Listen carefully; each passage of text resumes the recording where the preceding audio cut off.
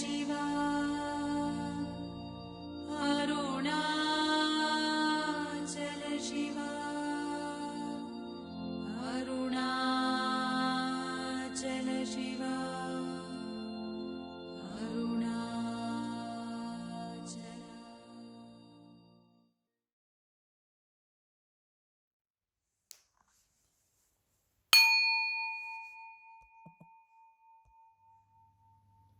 But I've been having some quite beautiful moments.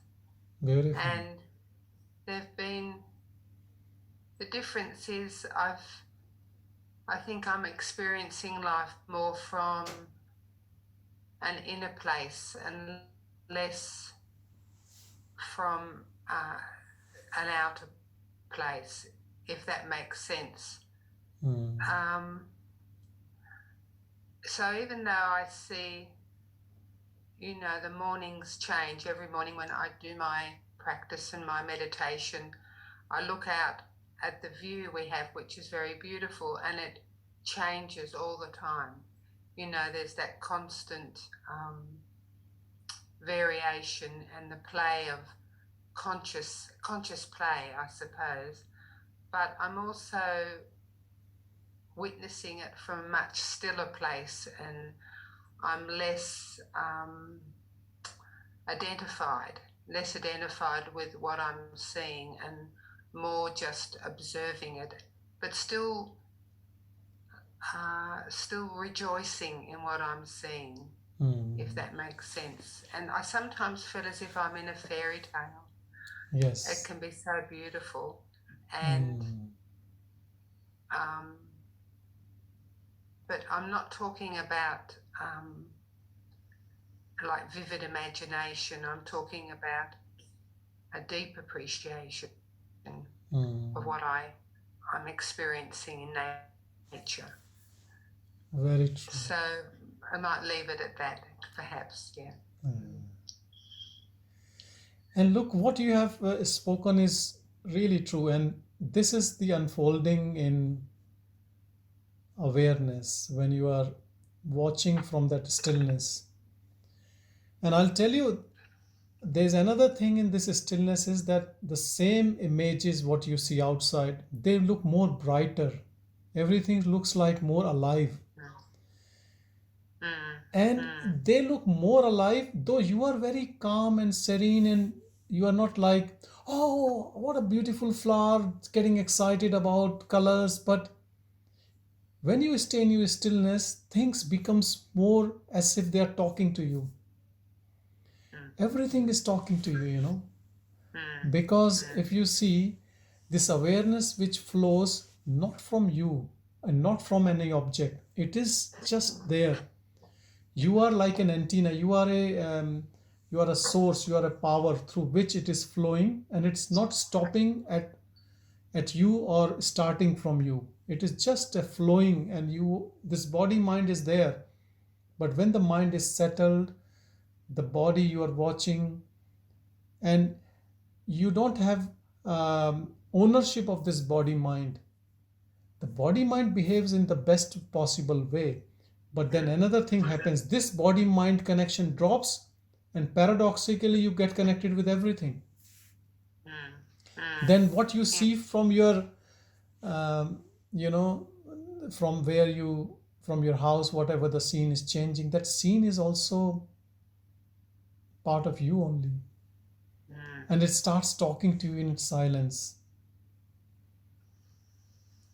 And I'll tell you, in this silence, even if you don't say any word, let's say you go and sit in a waiting area and you don't know the person next to you, and if he's open, he can feel that warmth and vibration even if you don't talk to the person. So this is so beautiful. It is so subtle. You can't even convey anyone, because it's not like your body is changed, or there's a glow, there's an aura, there's no structural change in any, but that feeling, that vibration changes. Your bodily vibration changes, and you know it, people around you know it, and it just keeps changing. So even in this, I would like to tell you that there is a stillness, you're watching from a stillness, but then apart from this stillness, which is always the same, something dynamic in us keeps changing in more wisdom and more seeing. The body, the mind. So there's I should say it's more unfoldment of that divinity or that awareness, and it's indescribable, and this is your own experience. So it's not that you are borrowing from somewhere else. You are the source. But when you sit quietly, you observe, miracles start happening, which is nothing. You're not expecting any miracles to happen, but they happen because of just your pure presence. Because the one in you, which was taking care of this body mind complex, is gone, and now you are just part of everything, universal being. So from a personal being, you become a universal being, which actually gives you that bliss, this peace. And it connects with everything. Everything you connect with, animate, inanimate, young, old, kids, animals, birds, everything. Where you sit, and you're not looking for things, but whatever in front of you, there's a connection with everything. And that's what I call it spirituality. Or if someone asks, what do you gain by doing all this, what we do as a sadhana, satsang, talking about God or talking about awareness or non-duality, what do you gain? I think you gain everything. You become infinite. This is the gain. Your connection, your true connection. It's not like you are cultivating that I have to connect with people. And this connection is very different. Maybe in this connection, you don't want to do any parties or any social gatherings, and you are not jumping around, But this connection, very, very simple. It's a simple connection, very, but simple but profound. It's very profound also. Yes. Yeah. It's like heart is talking to heart. It's heart to heart. So it is amazing, and it's within us. We just have to tune into it, and you know it. Like you don't even have to. It's very hard to even explain these things, but you feel in your heart, what is happening. And we had another experience today. Teo and I run a very small meditation group at the retirement village where we live. Yeah. And we had some very elderly people, in their mid-90s. And there's one gentleman there who's a real seeker and has been for many, many years. And we just do a meditation and I try and just follow the flow of what comes in the moment. And at the very end of an hour, we sort of come back to the room, and I look at his face, and his face is so noble, so beautiful. I can only describe the feeling I get from him as what you're talking about, is that experience of this true nobility. It's very rare to actually see in a man, and it's wonderful to see it in an elder, like a true elder. And there's a part of you which just like falls in love with the nobility, with the true beauty of this elderly gentleman. It's such a privilege to just witness, and it's exactly what you're saying. Yes. You just walk away feeling very blessed. Yes. Yes, Ellen. I'll tell you last week's experience in my clinic, and I was seeing a patient which I'm following up for maybe a couple of years at least. And she had the dream at night. She saw Jesus at the door of heaven in the form of an angel. And Jesus guided her to make a painting of it and give it to me. So she came to see me in the afternoon, and she brought a wet painting. She did it. She woke up, she made the painting of Jesus, and she brought it to me. That was last week. And we don't talk about spirituality. Like, I have nothing to talk about spirituality with her, but it just came to her that she should bring it. Rubina is listening. She works with us at clinic. She knows this story. She made a beautiful painting. Yeah, it's such a beautiful painting. Jesus with the big wings and angel, and she has written in the back that Jesus at the heaven's door. And today I put it where one of the staff wanted it to be, so she can see it. So all these things happens on its own. Like, you don't even talk about these things, but there's some connection with everyone, every being. Every being. This is a deep connection. This is the gain. There's no other gain except this. This is the real gain. Anyone has anything to tell, or we can look into this gain, what we are talking about? I think someone is mentioning that there is some noise. So I'll just mute others who are not talking. And you can unmute yourself whenever you wish to. Because we start and then it's so organic. We don't have any agenda that we have to talk about this topic or this topic. It's what comes out, what happens. We just accept it with the, open heart. And I think that is what it is, what comes from the heart to heart talk. And I think that's what I call it, satsang, or a good group, in which everyone is trying to be at the same frequency and improving their own vibrational level. And because what we call as God principle, it has a different vibration. Ego has a different vibration. Mind has a different vibration. And in mind also, different types of mind has different vibration. In Vedanta, we talk about tamasic mind, rajasic mind, sattvic mind. What are these types of minds, We all have these three types of mind. But more you are having a sattvic mind, more it can tune into the godliness in us.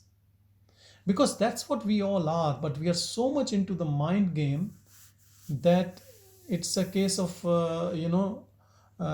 forgetting yourself, your true nature. And I think the best help to humanity can be if we all can be in that godly principle. Then there'll be no fights. There'll be no, friction among people. If you take human beings as the most smartest animal, I will take human beings as the most dumb animal, If you see now in COVID-19 situation, COVID-19 is acting against human race, isn't it? Not against cockroach or monkey or a cow or a dog or a bird, only against us. To teach us a lesson that how we have treated our other animals, fellow beings who have less brain, who have less mind. In a family, if let's say there are 10 people living, the person who is smartest, who has best mind, should take care of everyone, isn't it? If let's say the others are intellectually disabled or not that smart, But what this intelligent person in the family has done, exploited everyone, isn't it? He has misused, he has exploited other beings, isn't it? Earth, animals, plants. We have just destroyed air pollution, water pollution, greed, and not spoiled other, and having fight with each other also in name of politics, religion, different countries. So this most intelligent human being, the brain, has not helped us. The mind hasn't helped us. If you see in the whole history of, human evolution, you can only count few people in last, let's say 2000 years or 3000 years, how many people have actually understood this wisdom, or how many people are trying to understand this wisdom right now. like, I don't know, there are billions of people. I don't think even 1 million people are into it, but anyway, hope that most people try to know this, and try to help. So this mind, which I don't hesitate to call as devil in us, has not helped. Like sometimes it gives us a joy and happiness and takes us on a roller coaster, but cumulative mind, if you see, has caused more harm than good to the world. And how we can improve others is not by having an agenda, by us getting into that mode of awareness, leaving aside this mind. More of us come up like this, and more of us spread the same message to others. Hopefully, this will be a big help to humanity, I believe, and to the others, fellow beings around us. So that's what I personally feel, that we all should strive for and work together. And it's not that this religion or this spiritual sect or this way, it is the same way. Go within. There can be so many paths to it, but eventually we should all feel that love within and spread the same love to others. And this love is unconditional. It has no boundaries. It's not love for people of my profession, people of my country, my religion. This my has to drop. And then it is just to everyone, to everything. But the only cost to this is to leave this personal, egoistic identity which we carry, which makes us as a person. And to drop it is not difficult. It will drop when you are looking for something higher, something, if you have a higher taste, the lower taste will just drop. You don't have to make it happen. Like it's not forceful thing. Some people think that they are practicing, they are listening, they are doing contemplation and meditation, and it's not happening. It's happening. If you are interested, it's happening. It's slowly, it's unfolding. It takes a slow process, which is beautiful actually. Anything sudden can even harm you, because it's like an energy, this vibration, this thing is also an energy which, if comes suddenly, like you might have heard about some of the saints who just got it really quick. We call avdhuts, and they look like mad people sometimes. They might be. So it's not easy. So it's good it's coming slowly and gradually. But we have to stay on this. We have to. The first thing is we should all know that what it is. If we understand what it is, and to know it, to be in it, is just to keep quiet inside. The scenes in front of you are changing. Sometimes things looks very nice, sometimes not. But if you leave this ripple effect, rather than getting excited when it is so good and when feeling down when it's not that good, and you come out of this, likes and dislikes, then this peace comes in within, and then the bliss flows, and then everything becomes so divine. Then you see divinity in everything, not just in a God's image or in a pilgrimage or in a satsang group. Whoever comes, you see the same godliness in everything. And that is non-duality, because there is no good or no bad. It's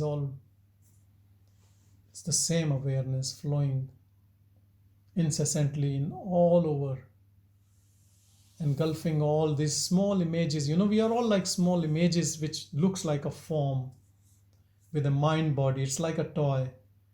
But the source is the same within all of us, which is exactly the same. Let's say we are all sitting in this satsang and we are all in that awareness. It is just the pure awareness talking to the pure awareness. There is nothing in between. There is no second person. There is no other. What I am saying and what you are listening is the same awareness talking to awareness. It is just the play of delusion which looks like we are multiple people in this thing and speaking and listening. It's nothing. It's same. We are all same. Maybe even the twin sisters or twin brothers, even monozygotic, will have some difference. But the formless is formless. Formless, attributeless is exactly the same. No difference. It has no language. Its language is pure silence. And no religion, no name, no form. And this body will drop, but this will stay. So once you have realized this pure awareness, and you abide in this awareness by practice, and then the practice becomes your natural state. And when it is a natural state, we call it a self-abidance. And when you are abiding in yourself all the time, then the body stays or the body goes or the mind stays or goes, doesn't matter. You stay, and you always stay in the bliss. Just with this notional correction, you can be ageless, timeless.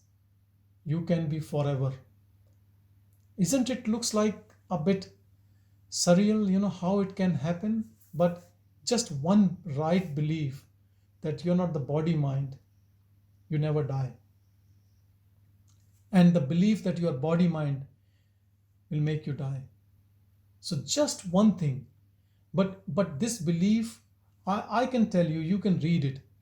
But then making your own belief is also that grace which lets you to believe and be convinced your own self that you are eternal. You are bliss. And you are pure awareness rather than a form. Because as you see the form keeps changing, this body is changing all the time. We are not the same what we were born, and will not be the same when this body gets old and that's going to die. And it has to finish. It has come. Anything which has beginning has an end. But you, as pure awareness, has no beginning and no end. Even if the whole world finishes off, if you are convinced that you are pure awareness, you will be there. And even let's say you are not convinced, then what will happen? You might be in some subtle causal body somewhere, I don't know, for millions of years, and then the word becomes again, then you start this journey again.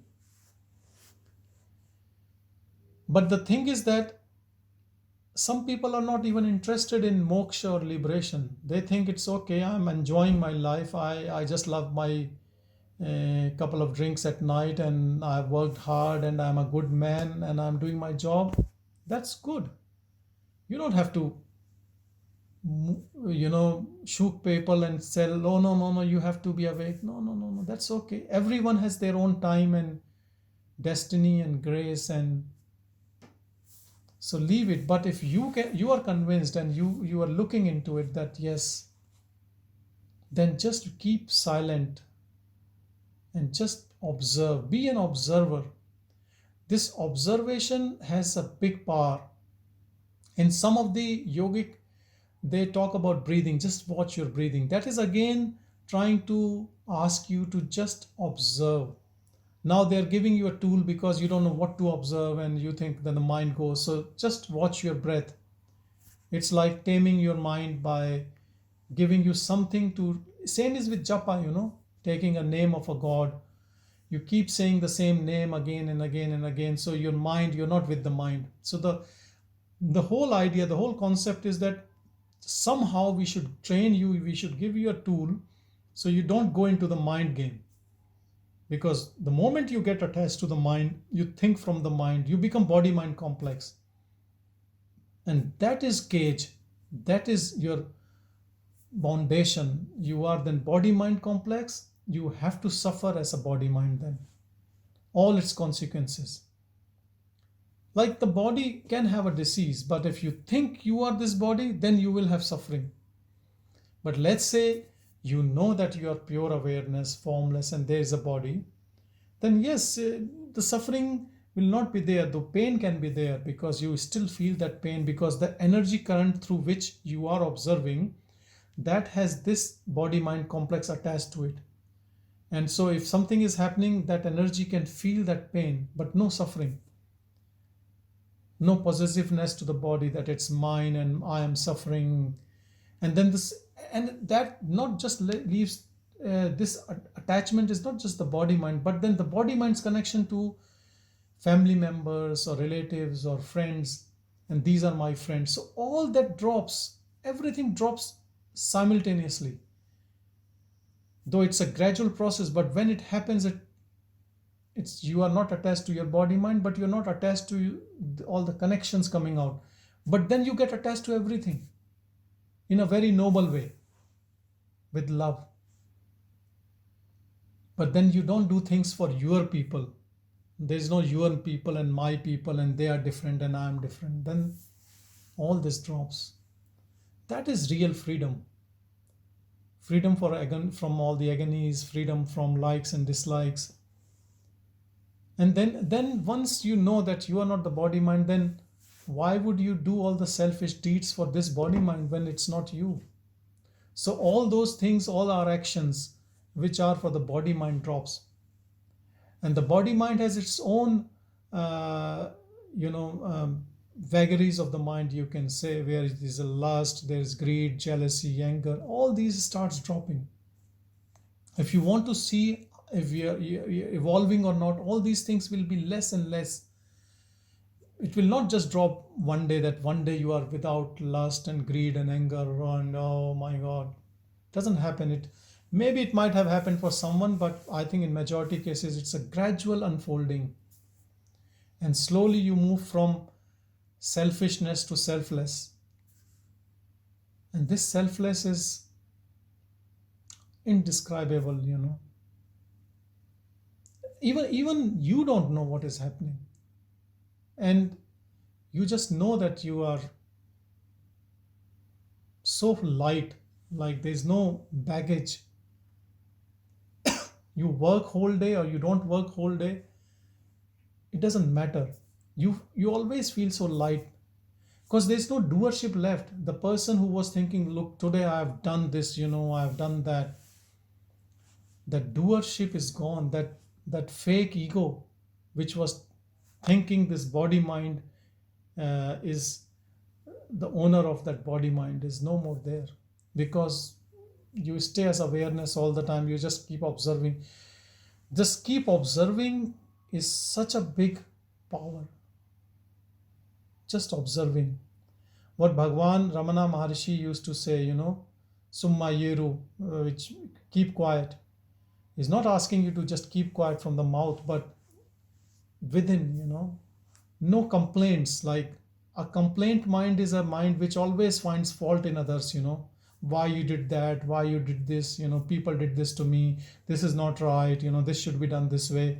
Some people are always nagging and complaining, and it's a mind. And sometimes even if they're not saying things, they're thinking in their mind, and they get irritated, and suddenly you speak to that person, he just blasts off and snaps, and you say, what has happened? Because they are just thinking that negative in their mind.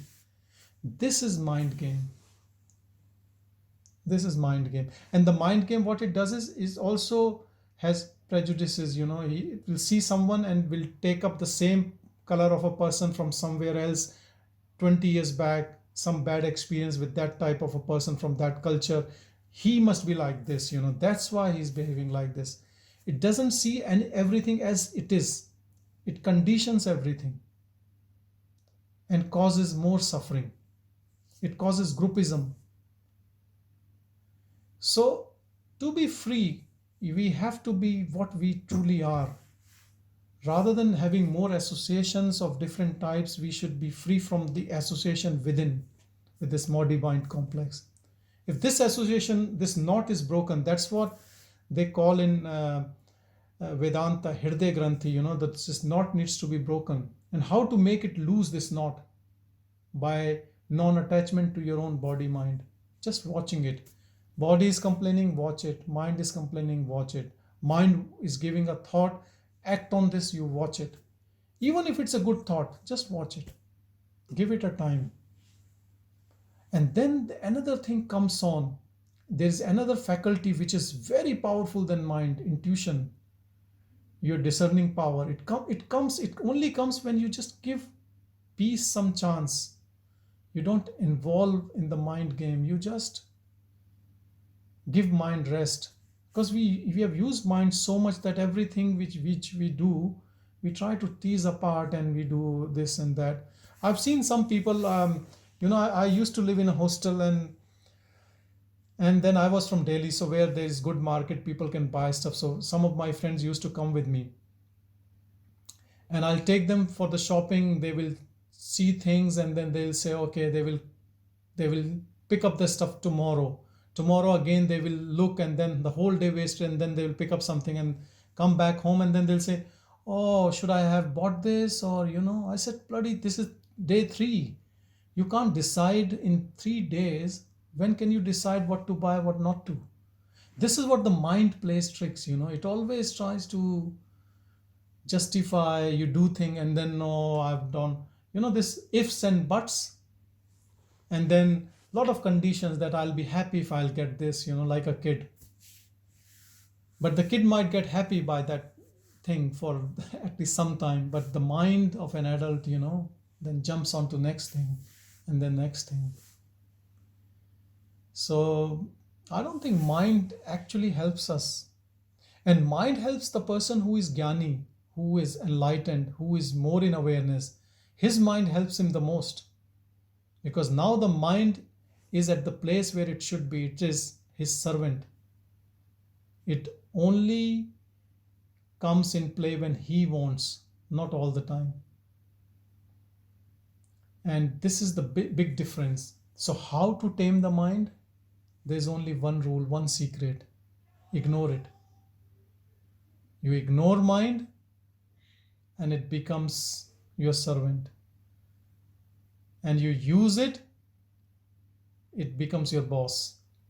Because he's like your advisor. If you keep taking advice from the mind all the time unnecessarily, it will become your boss. So the best is how you can take less advice from the mind. Accept most of the things in life. If there's less butter on the bread, don't complain to your spouse, just have it. Or whatever, small things in life, don't take them seriously, just accept. Sometimes the mind will say, no, I need to complain today, no, this is not right, no, just leave it. And then you will realize that in the whole day, most of the time you don't have to actually complain. There's no need. Lot of energy which gets wasted in negativity and complaining, you conserve that energy. And that all energy goes in the worship of this awareness. Because you stay like an observer. And more you stay, more calmness comes to you. And then there's no end to it. This calmness can get so deeper and deeper and deeper. And then you start loving silence. Your phone is on vibratory mode. You hardly watch television. You don't like, heavy metal, maybe some classical. Everything changes. Your taste changes. Your food habits changes. You don't like too spicy food, So previously you used to love people who would talk a lot. Now you like people who are a few words and more connection, heart to heart, Things changes, everything changes. Even if you don't want it, just changes. Because now your interest is in that subtle, fine quality. You're not looking into gross. Even your definition of entertainment changes. The things which used to entertain you, no more you are interested in those things. Maybe you look very bored person to others. So party lovers might think this person is very bored, but you are so okay inside, that it's all good, you know. Just a power of observing things, but not observing to criticize them or judging things. Even when you are observing, you are just seeing but not seeing. Your eyes are going through it, and you are just happy, whatever it is. So this is, and there's so much of joy in it. It's not just some mundane exercise to desire to get something. You get your true nature, that's all the mask, all the, you know, which we wear, and we have to sometimes behave different in different types of, you know, settings or culture. You drop everything. Everything is the same in home, at work, with friends, or even you're always the same person. So the person who was keep changing because of different society norms just gives up everything. He stays as that pure awareness all the time. He doesn't tell people that, you know, now I'm a formless pure awareness. It's nothing to say about anything, but you accept everything. I don't know what English word can fit into it, but one Hindi word, I don't even know whether it's a Hindi word or Urdu, raji ho jana, razi hona, razi means, so I think acceptance, maybe. Like whatever it is, you know, I've accepted everything wholeheartedly, not by having grievances and, you know, okay, what can I do, you know, not a compromise situation, but happy situation. Yeah, Allow sort it of to be. probably allowing is a really Allowing. good word. Yeah, allowing. Because we're sharing in this way, which is a little new, I'd like to share an experience I had when we went to the Chartres Cathedral in France quite a few years ago now. And I was always very interested in Chartres and the history and the medieval laws and the labyrinth and all the things which were there. And we spent a week in the Chartres. We went to the cathedral each week. Each day. Each day. And we didn't know anybody. We just sort of, felt our way around and tried to listen to some of the talks or visits to certain windows or parts of the cathedral. But there was a time then when I remember just sitting very quietly and just observing, as you say, all the things which were happening in that great cathedral at one time. And there were mothers, families, children just running around, skipping. There were people singing in the choir and practicing. There was the pilgrim lying flat on their tummy in front of the Black Madonna. There were tour groups walking around following a person waving a little flag. There were people with their eyes closed on the floor on a Friday and watching pilgrims going through the labyrinth and dancing that and coming to the centre and dancing out. And whole tour groups walking across that whole space, not even aware that they were walking on a labyrinth at that time. There was quiet family, people lighting candles, people grieving in front of various monuments or sculptures, and the great rose, the beautiful rose windows shining their lights down. And I had probably for the very first time the sense of that sacred architecture holding that space, holding and allowing for absolutely everything. And I had this sense of why it was such an extraordinary, energetic place and has had its place in, European culture for so many years, and it was because it represented that God feeling of allowing and accepting absolutely everything humanity could express just there in that space. There was no judgment, there was no anything. It was just space, in a sense, where people were going about their business, doing what they felt called to do at that time. It was such a moving insight, into the power of those extraordinary buildings and what the metaphor is for those buildings. Yeah.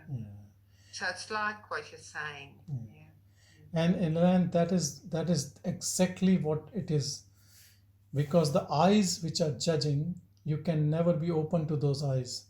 So what happens in social gatherings, people are trying to speak out, but nobody's listening to anyone. And the eyes are judging, and when people go back home, they say, look, this person behaved like this behaved like this, and this is all judging and gossiping and ugly scenario. But we all can be pure seeing. We can meet people without judging them. And when you meet someone who is not judging you, you feel so much of love for that person. Because, whatever we are, like what you said, allowing, when you allow people, whatever way they are, they might be a bit grumpy, or they might be angry or sad. And look, most of us, when we are into this mind game, our emotions keep changing. One day we are very elated, other day we are depressed. And all this reflects in our personality, our day-to-day, interaction with people. But let's say one of us is the person who is observing, then that person will allow all these expressions to happen in front without judging, and is still with love. And what metaphor you are giving about that sacred space, that sacred space is this body mind which we are carrying. And if we allow people to express even their they're snappy about their grievances against you, let it be. Just accept. Not everyone will come and say you are a wonderful person. Someone will complain against you. Let it be. So but that is, we have to open our heart for everything, and not just looking for goodies. It can be bad stuff. It can be tragic stuff. You are just opening up to everything. And when you open up, actually it's a miracle. Like, even if you don't say these words, but it just touches everyone who even watches you from a distance. As you were talking about this person who was in his mid-90s, it just, you don't have to say anything. It's just there. That love just flows when you're not judging anyone by whatever. And even a person who comes a bit paranoid, and everyone has judged him for whatever reason, when he comes in your field and he behaves in his peculiar way, but when you stay like observer, he also feels warmth and closeness. Even animals, even birds. So this is the power of, so we all can be, what you have given a very good example, that we all can be that sacred space, where everything is allowed. Not like we are not making any rules, and we are not interested only in good things. Everything is allowed in this, And this actually helps us more than anyone else, because when you allow everything, then you're dropping mind completely. The mind is empty. You're not giving any feed to the mind. There's no food to the mind. The mind only thrives on judgmental, critical, analytical, likes, dislikes, analyzing. And when you have a total acceptance, actually you move into total freedom.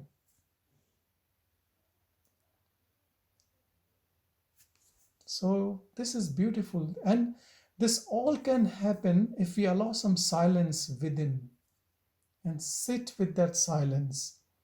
And this is the practice. And more we sit in our own silence, more we will love ourselves.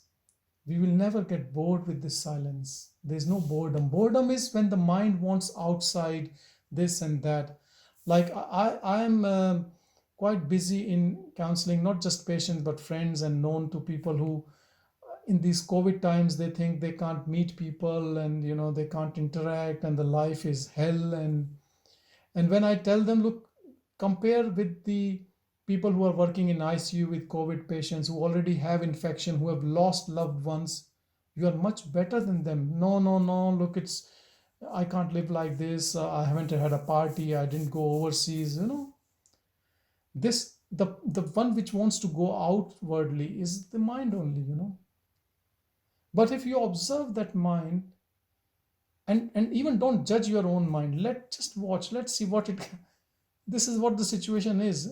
Your mind is like a naughty child, or very unsettled. Let's watch it today. Let's sit together and watch. And the mind shies away then, because it's just our habit. We give so much of importance to our mind. Whatever it wants, we want to give it just like that. While we all have learned to discipline kids, you don't have to say always yes. You have to give them what they really need, but not all the time. Not just they have on drop of the hat, you just give what they want. Then you're spoiling. Same thing is with our mind. Let it just speak out, and then slowly the mind knows that now this person, this presence is not interested in me anymore. So it just quietens. It's only our attachment to the mind which makes it more restless. And anyone can analyze, even alone, anytime, like whatever in us which makes us unsettled, unhappy, cause suffering is a thought. And strong thoughts with strong emotions and feelings and with a story become so heavy that it can also contemplate people to do suicide or run away or do some silly things, even kill others. But what we can do is we can just observe. And all this teaching, I should not call it a Vedanta teaching. It's a universal teaching. It is the truth that non-duality means it's oneness. It's all same. Vedanta, they call it Vedanta. I think they should call it a universal teaching, because it's not pertaining to any religion or any culture or any. It was just this few people were born in this part of the world, and they look deep like we are talking now. I think they spoke about this few thousand years back, and they found it. Because they found it, now we are talking about it, and we have found. Now they are talking about New Vedanta, like, in Western, there are a lot of teachers, and they're teaching the same. Because when you know this, from wherever you know it, whatever your method of inquiry is, you will know the same truth, that we all are one. Everything is one. And that oneness you experience only when you drop your ego. And that ego is which only is interested in this body-mind complex, only one, and tries to feed and help and nurture only this one. But the moment you realize that, okay, yes, good, I have got this body-mind, but look, I am a formless awareness with one body-mind, but I am not body-mind. It's like a gadget given to me, so I can use it. I can hug people, I can love people, I can do some work, I can enjoy some, I can travel. We can do so many good things with this body-mind. But we don't have to live for this body-mind. We have to live as awareness and use this body-mind to interact with other body-minds which are around us, in the best possible way. And the best possible way is when we interact everyone from that awareness mode. Then this is real meeting. When you are in awareness mode, even if the other person is in a body-mind complex, in the ego mode, when you go and meet with from your open heart, his vibration level goes up. There's no way. He can't meet you. He has to move up. And when he moves up, his energy level moves up and he feels love and warmth and peace, which comes from that person himself or herself, not from you. But when that person meets you, that person thinks that because of you he's feeling, so much of love and warmth. But that's his own, because he has to raise his level up. So if we are genuine, we will make a lot of people genuine around us. They will all speak from that truth. And this is the power of this awareness. This is a beautiful power. It's infectious. It is very infective. And people who are open to it, they will all get into it. And it doesn't need anything. We don't have to do anything. We just have to observe. You can observe, you can watch your breath, you can take a japa, you can, if you just understand even this, that's all done. Game is done. And when you can understand, so they talk about Shravan, Manan, Nididhyasana, which is Shravan is listening, like what we are doing. Then Manan, then you contemplate on it. You think, what is this discussion is going to help? Is it something truth? You read scriptures, you look through other talks, and then you compile your own, make your own concept about the truth, and you think, yes, that is true. Then meditation is, meditate means then live that life, practice it. And when you keep practicing, you become that. And it's not difficult at all. The first is difficulty in understanding and getting convinced. Once you're convinced, then there's nothing else to be done. That if you're convinced, you will do it. The only reason we don't do it because we are half-heartedly, we are convinced, but look, we still love our ego,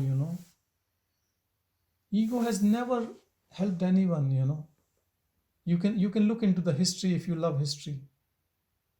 Look, all the egoistic people in the world, they are in their graveyards. Nobody goes there and worships them, while everyone used to worship them fakely when they were alive. And the saints and sages who were living like beggars, their graveyards are always bright, and there are people, who go there, who worship. Ego has never helped anyone. You can say Alexander the Great, but who calls him great, There's some crazy, stupid historians. Nothing greatness about killing people, There's nothing great about. So we all can leave our ego, and we all can reach that God within us, and it's not difficult. It's very easy, very simple. If we are all simple human beings, we are there. If we are complex, we are not complex. It's the mind which is complex. So rather than getting into the mind game, we can just stay observing the mind, observing the silence, watching the images in front of us changing, and knowing that everything which is changing is not me. And then when you know that everything which is changing is not me, then you know what you are. This just happens. It's not like no one will tell you like, now this is what you are. You can't point yourself, because you are that perceiver which is watching everything. There's nothing beyond you, nothing behind you. The only thing is, you should not think yourself of things which you are watching, because it's all the sensory game. You can watch your thoughts, so you can't be thoughts. You can watch your body, you can't be body. And we all know in all religions that even when the body drops, body is dead, we say, so rest in peace and all those things, or next birth, or hell, or heaven. So that means there's something is still left which goes to heaven. So that means that's not the end. So why don't we use that right now, that this body is not me? Because all religions teaches at least one thing, that there is something after death of this body. So who goes there? That is what we are. And then there are religions which talks about birth and death, cycle, recycle. Again, there will be someone who is going from one body to the other body. So there's something in this also, even in subtle body or the gross body, there's something which is eternal, which is always there. If we pay attention to that, which is nothing but just a pure consciousness, just an awareness, and stay there and just watch the activities of the body mind as if we are watching a stranger, in no time you will be free. When I'm saying in no time, this could be 1 week, this could be 3 days, this could be 3 months, I don't know. It depends how much you are putting practice into it.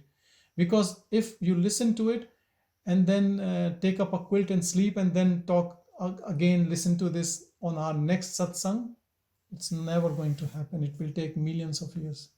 But yes, if you understand and then live your life like you are just pure awareness, you don't have to say anything to anyone. You just have to be an observer. Not like you have to be like this and then say, people, look, I'm just observing, I can't move my body. It is more of your own understanding that you are not the body mind. So any insult coming to the body mind, it should not affect you. Because who can insult you? Let's say you are a formless awareness whose language is silence. Who can insult that pure awareness? And how the awareness can retort? There's no language for awareness. So first is nobody can insult awareness, and the second is how awareness can retort. In both ways, there's nothing should happen, no resistance. And if something in us feels bad when someone insults, remember it's not you. There's some ego is still left. So they are doing our job, other people. And that is also good. So they are helping us. So that is like God's grace on us, that someone has come and insulted us. So for us to know there is something is still left. And then that will also disappear, and gradually, because whatever happens in everyone's life is a lesson for us to move upward, to raise our consciousness.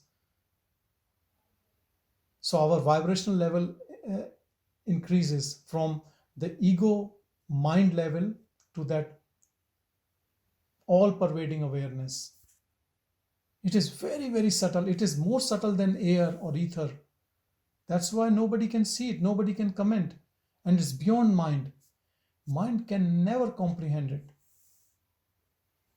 So if we use mind as a tool to comprehend, then we will always be at loss. So what is the tool which is beyond mind? Power of observation. That doesn't need mind. Yes, that needs one thing. That needs attention. Now this attention is in a way is your interest, because you are attentive to things which you are interested in. So when you go in market, if you want to buy a dress, you will only see dress shops. If you want to buy grocery, you will only see the grocery shop, and you will do that shopping and come back and you might not see anything else. So it's attention. So if your attention is on the awareness, then you can be free in no time. And why you will not be interested in attention when it gives everything? It makes you are that. So it's a very slow process, but it's a very, I should say, 100% success process.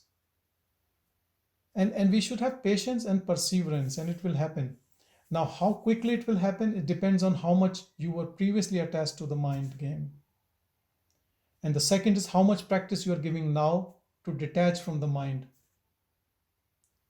So nobody knows how much, like you only know how much you are attached to mind. Maybe you can't quantify it. But what is the process? To pay attention to the pure witness. And the witness is again a very good word, because witness, who is a witness in a scene of crime? The one who is not involved. So you can't call yourself witness if you're feeling pinch if someone is criticizing you, or you're feeling very joyful if someone is appreciating you. That means you are part and parcel of this game of, you know, you can feel it. I just have a question there where you're talking about attachment to mind. What about, is it the same as or in the same category as attachment to emotions? Yes, exactly. Because what is emotion? Emotion is Same? exactly same, because some of the thoughts are with emotions. When we are attached to a thought, that thought produces emotions. Let's say a thought comes that, that person didn't spoke to me nicely, though I always respect him. And then emotion comes, I always treated him like my father or something. And then, and then so the thought, first a thought comes, and then the thought, when we are attached to thought, then it leads to emotions into it. So emotion, attachment, thoughts, they are all the same thing. You can say different characteristics of the same thought. So strong emotions are always with thoughts, emotions are always with thought. But that's what they say, these, you can move your emotions into something high, like you can move these emotions into God, or though it's duality, but you are using it for moving all these negative emotions positive. They even say that if you're angry to the God, that why you can't show me my real form or something like that. Even the negative emotions you can use for your own upliftment, which can help on your journey. We're talking about transformation of emotions, aren't we? When we're shifting and changing, it's different to transforming a mind. Mind seems to be much more like fixed. Look, the thing is that, if there's a very good saying about it which I like, mind, a lot of people talk about power of mind and changing mind. It's like, what are you trying to change? You put your hands into garbage, you will change garbage, you will take out something out of it. Lust, anger is left, anger taken, greed is left, greed is taken, anger come back. It's better just to leave it, ignore it. And when you, in the power of pure awareness, observance, everything burns out away. It will burn away your mind completely. Mano nasha. Rather than picking up this good on this, if you just pick up one thing, other thing will disturb. So how much you can correct mind? It's better just to ignore it completely and work from where it is not going to affect you. Going from that pure absolute awareness, the source of the mind. So transcendence, we should use the word transcendence, where you are transcending from the mind.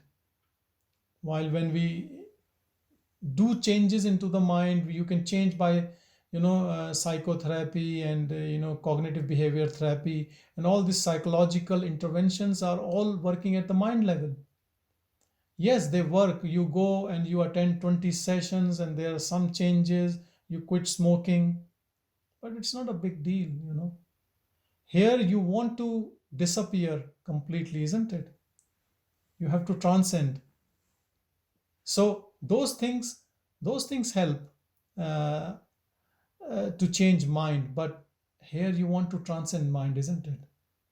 Because you want to be out of the cage. You're not trying to make the cage beautiful. So it depends on the purpose, I think, what our purpose, what our goal is, what we are looking for. If we are looking for real freedom, then we have to just give it up. And the best give it up is like observing it. You observe and it disappears, because it's all our interest which leads mind to continue.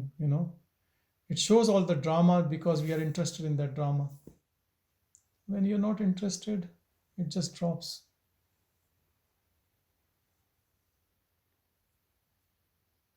So observing is the power. I think, Theo, you guys are trying to say something, but I can't listen because it's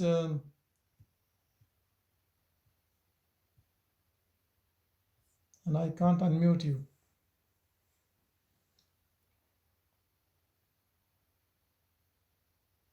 Okay. Well, that should do it now. Yeah. Yeah. Sorry. Yes, I just, it's just lovely and very helpful to hear the word transcendence. I mean, it's things you read about, but applying it to this, like you, I've had a history in counselling, and you know, we can get very locked into stories and emotions and traumas, and not only other people's but our own. And I always thought it was a bit of a cop-out, just letting go, you know, like transcendence is not really a cop-out. It's just like just letting it go, just shedding it and not letting it have that hold. That hold, yeah. Mm. I find that very helpful to hear the word, because I've always been I think probably attached to the word of transformation rather than transcendence. I always felt there was sort of like a missing link, and you had to transform before you could transcend. But that's, you know, like the mind game you're discussing. Yeah. Yeah. So look, there are me a lot to look, there are a lot of spiritual disciplines in which they talk about, you know, imageries and relaxation and looking into a god form, or you know, you are in beautiful heaven or something. It's all coming through the mind, you know. You might get all those good glimpses or things, you know. Or you can take a drug and you know, have a good time. So, but is it permanent, you know, something? I think the best is to just purely observe, and the observance will transcend you, because then you are not involved in the mind game.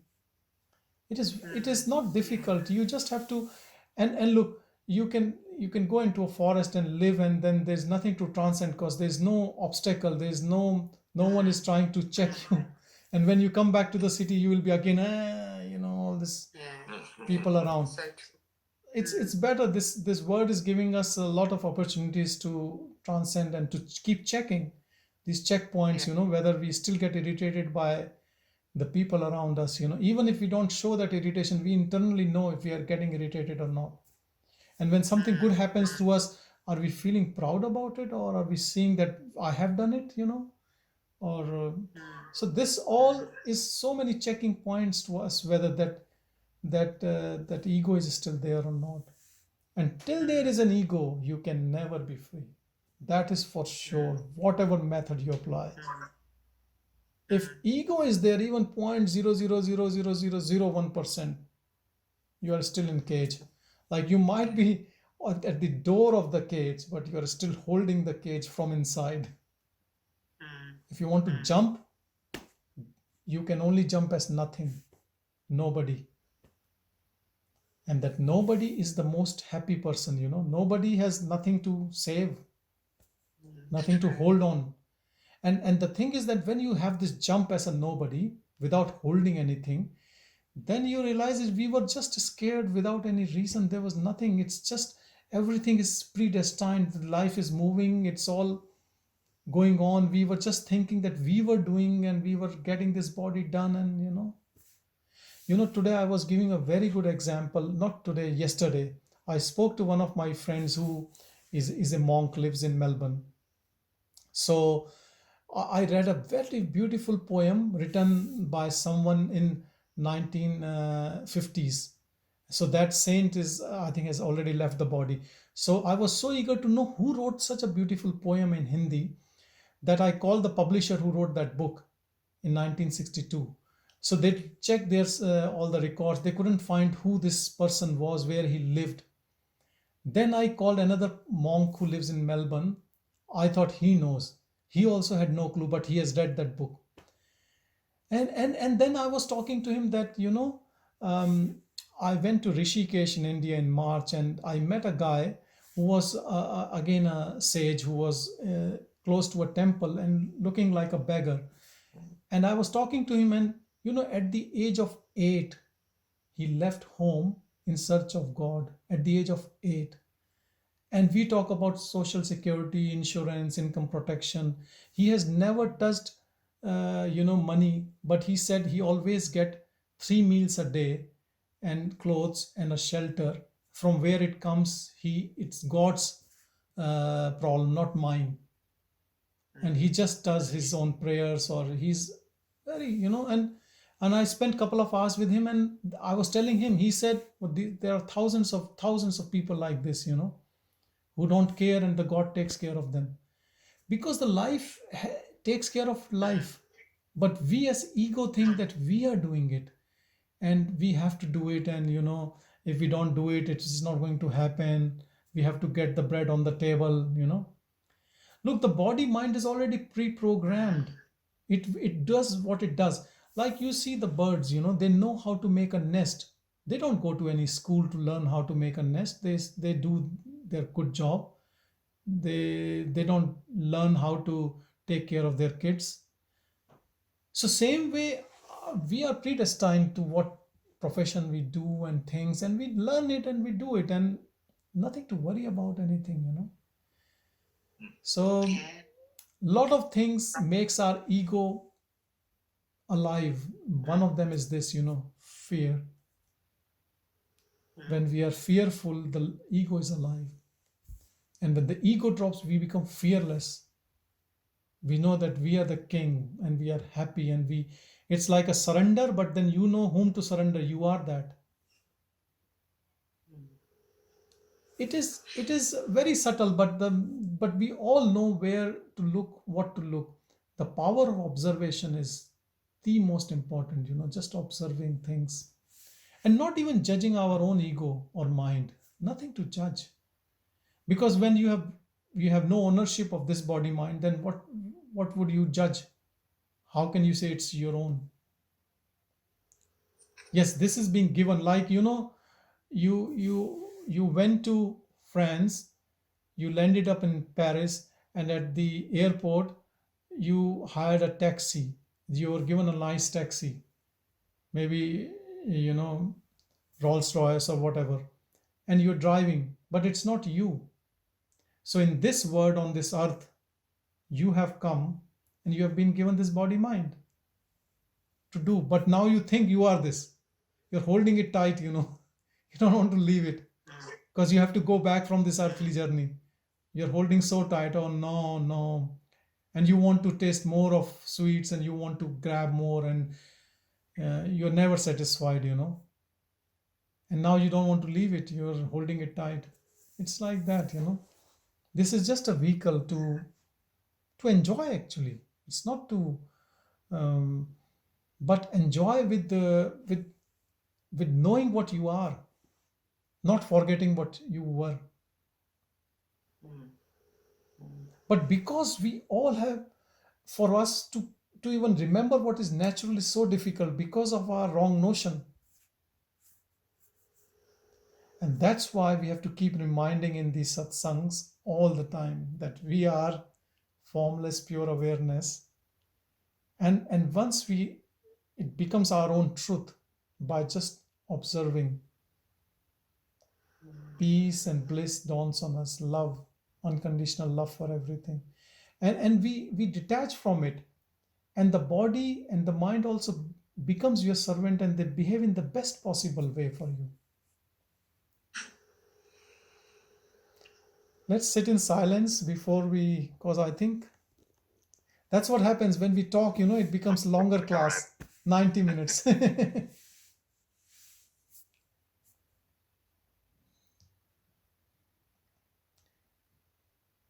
Nilakantanji, you can sing some beautiful shloka.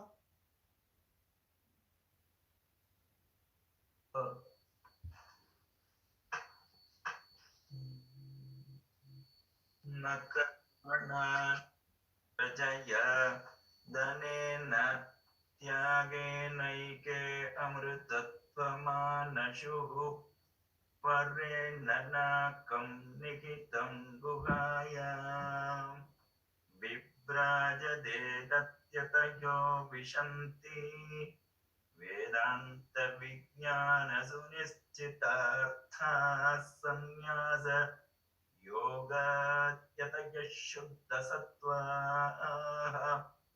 ते ब्रह्मलोके तु परान्तकाले परामृतात् परिमुच्यन्ति सर्वे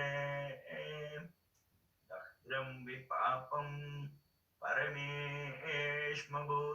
यत्पुण्डरीकं पुरमद्य सद्गस्तम् तत्राभिदह्रं गगनं विशोकस्तस्मिन् यदन्तस्तदुपासितव्यम् यो वेदादौ स्वरः प्रोक्तो वेदान्ते च प्रतिष्ठितः तस्य प्रकृतिलीनस्य यः परः स महेश्वरः वेदोक्तमन्त्रपुष्पाणि समर्पयामि ॐ शान्ति शान्ति शान्तिः हरिः ॐ तत्सत्